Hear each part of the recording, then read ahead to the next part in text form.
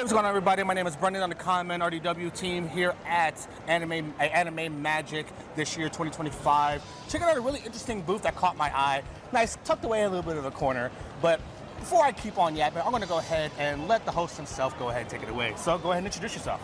Hi, everyone. I'm Nick Lato. I'm the founder and game director at Deadlift Studios at the booth here working on Full Metal Overdrive. Full Metal Overdrive, it is a combat racer game. It is Mario Kart and F-Zero meets Tony Hawk's Pro Skater and a heavy metal roller derby. So when he told me that yesterday, I'm like, wait. He's checking every box, and we had a really good conversation yesterday just talking about like the state of games and how like it's really honestly up to the indies these days to keep up with the market on these new creative and ideas to kind of stretch the limits of what the imagination could possibly do. So honestly, another thing that caught my eye was the name of the studios, because I also work out, so I do deadlifts and everything too. So how'd that name come to be? I'm curious. Yeah, no. So for me, health and fitness has always been a large part of my life. I come from a sports background. So nice. I did football, track, wrestling, and stuff. And so, for me, when I was thinking about doing a studio, it's played a big role in anything I've done. And sports, and then just my job. And I just kind of fell into place, and it was definitely fitting for me and what I do, and so. No, for sure. I love the name. Like, it's pretty sick. I'm also big into working out. Like, if you ask my guy David or a lot of my friends on our channel, for sure. I'm the one that does a lot of the heavy lifting, carrying a bunch of gear all the time. So I'm definitely used to it. So how did this come to be for Full Metal Overdrive? I know you said it was like a combination of Mario Kart, Tony Hawk, like pretty much every cool game under the sun. Like, where did that start with? Yeah, so it's really funny. So the inception of this kind of started back when I was in college as a capstone project that never actually got to see the light of day. So we originally were going to plan to go forward with it, and then somewhere along the lines, things kind of got vetoed, and we decided to do a different direction, and I was kind of bummed about that because we already voted, agreed, and that. Got it.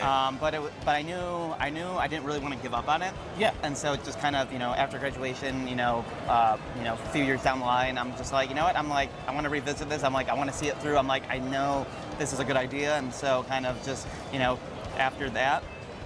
I reached out to some folks over Discord and different, people I met throughout, my career in the industry, and just kind of got together. I'm like, hey, check out the thing I'm working on. I'm like, would love to bring you on if you have the time. And so things took off from there. For sure. And then I got a couple questions for you. What made you come to Anime Magic? It's a very interesting spot that you put in.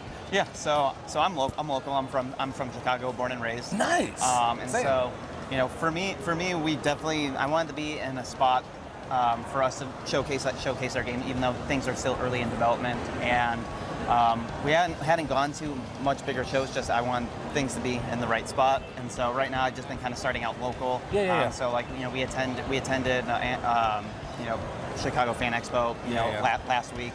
And so we're in Anime Magic this week. So just right now, this has been the first year we started really attending shows.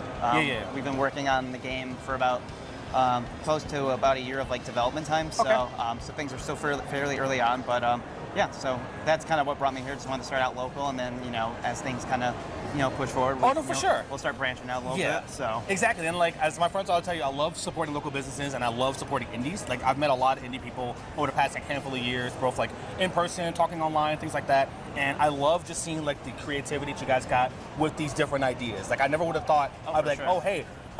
Mech racing, Mario Kart, Tony Hawk. I'm like, you're throwing a lot of words in a blender, and I want every last bit because that's super cool. Yeah, I mean, with this game in particular, the combat genre is an interesting genre. Yeah. I think, in the past, maybe last 5-10 years, let's say, I've personally felt there hasn't been a whole lot of innovation. We've seen a lot of sequels. We've seen a lot of just spiritual successors in that space, which is not a bad thing.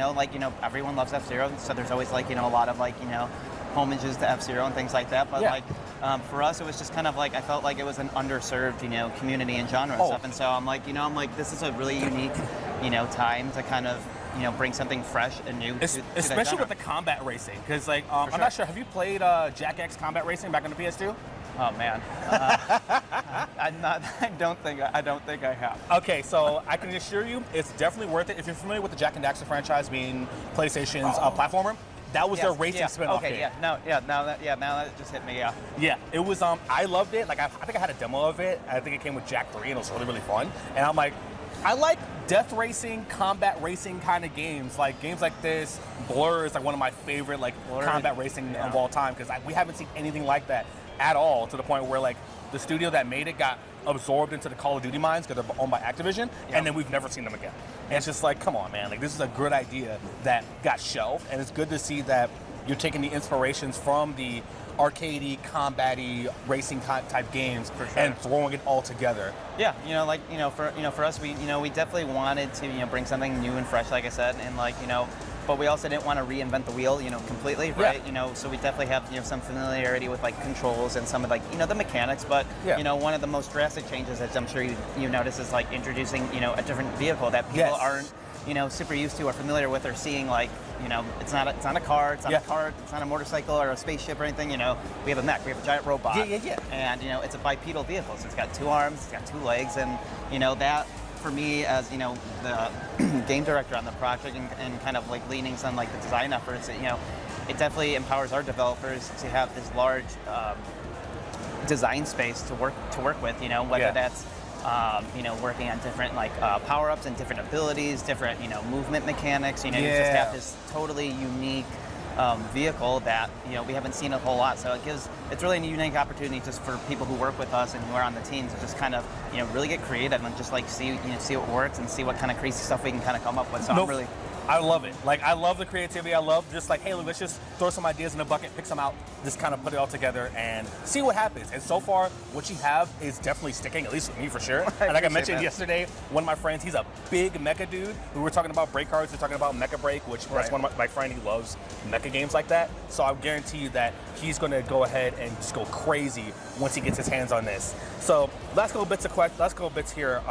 For the game, can we expect local couch play, any online features in the long run? Like, what are we looking at here? Yeah, so definitely at launch, we're definitely looking to have a local co-op or couch co-op, split screen support. That's definitely one thing.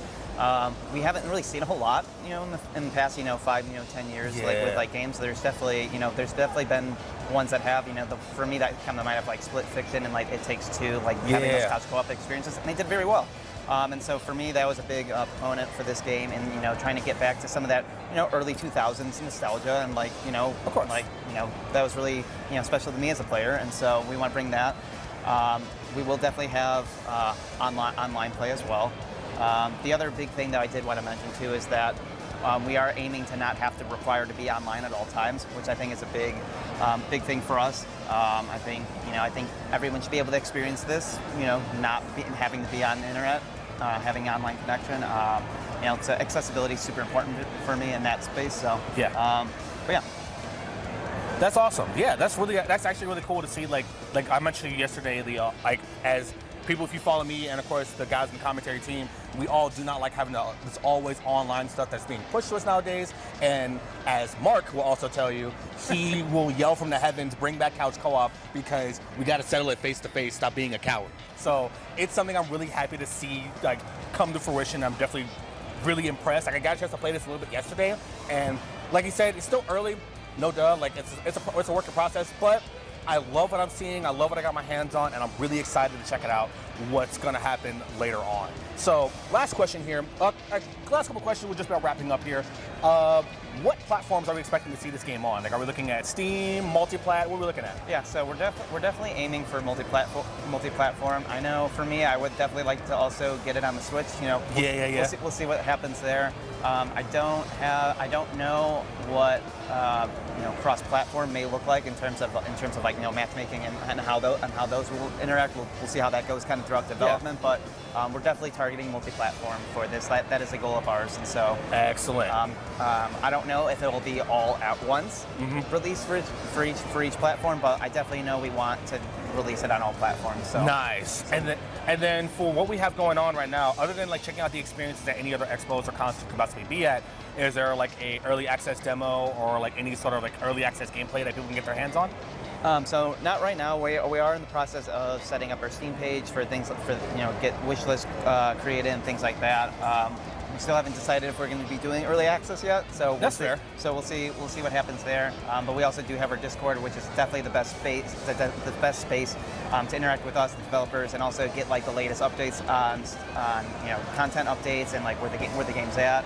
And also, it's an opportunity for people to subscribe or sign up to be like beta testers and things like that. And so, just get really involved in the project as much as they want to be. And then, we'll obviously be looking to set up like Discord rewards, participation rewards, and for everyone's like community involvement and things like that.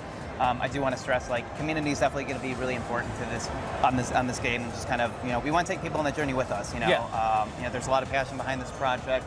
There's a lot of well intent, and we definitely think we have something special here, and we just we want to see it through, and we really want people to just experience a new fresh game in this age of gaming. So no, for sure, I definitely appreciate it. And then last but not least, where can people follow you? I know you mentioned the Discord where you're trying to have like an open community to provide updates and feedback and potential beta testing. Like any other social handles we can follow you on? Yeah, so we definitely have our Instagram for the studios, the Deadlift Studios on Instagram, and then we also have both on Facebook the studio itself, Deadlift Studios, and also Full Metal Overdrive is also on Facebook as well. Nice. So. All right, excellent. So yeah, make sure you give them a follow. Deadlift Studios on Instagram, and of course Full Metal Overdrive on Facebook too. And keep in the loop, especially if you're really into combat sport, couch co-op, couch play, kind of arcade type racing games.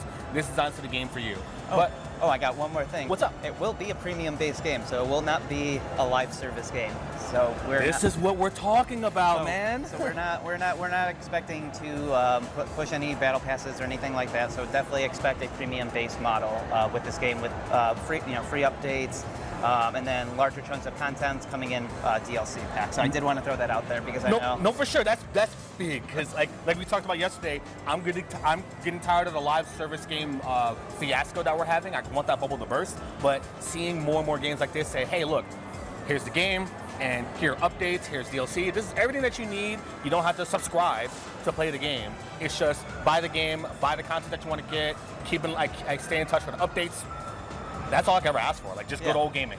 For me, and I know we're wrapping up, because for me, the most important thing, for people, players, is time. Yeah. And like I want to respect that, and like want people to be able to come in, and not have that, that fear of missing out experience, So if you only have a few minutes to play, or you only have an hour, break or something, you can come in, you can do a race, it takes a few minutes, whatever. Oh, for sure. And like you're not missing out on a whole line of content, and so there's definitely that FOMO element. I know that kind of comes with live service. I know some folks feel like sometimes things feel like it's maybe like a second job, and so not that people there's people that enjoy live service. That's totally fine. Like everyone can enjoy what they like, but like there's definitely some elements of that. But we want to just make sure that we're respecting people's time and taking that account, and No, for sure. I definitely appreciate and respect a developer and a company that values the time of the consumer, because not everybody has the time to try and like log in hours and hours and hours and hours and hours, and we got 9 to 5s to worry about, we got family to worry about, we got school to worry about. Like being able to just jump in, be like, hey, let me play a couple races. All right, cool, great. I got to go to XYZ thing, and I got to get my day started. Yeah, and I mean, again, everyone, and everyone's situation's different, and like some people like to commit a bunch of hours to a battle pass and stuff, and like that's totally fine too. Like nothing against that, but but that's what we're doing, and like that to me it's really important to look at those things, and so that's why I'm focusing on like that, the accessibility part, and not being online all the time.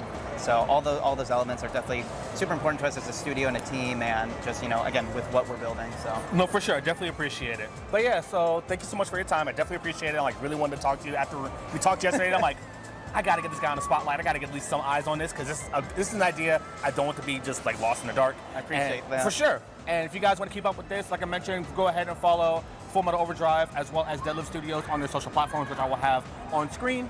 And I will also have it posted in the comments down below. And be sure to follow me as well. Again, it's Brendan, aka AG Backtech, on the commentary team, where we're bringing you geeky nerdy news for geeky nerdy people here at Anime Magic. And I will catch you guys next time.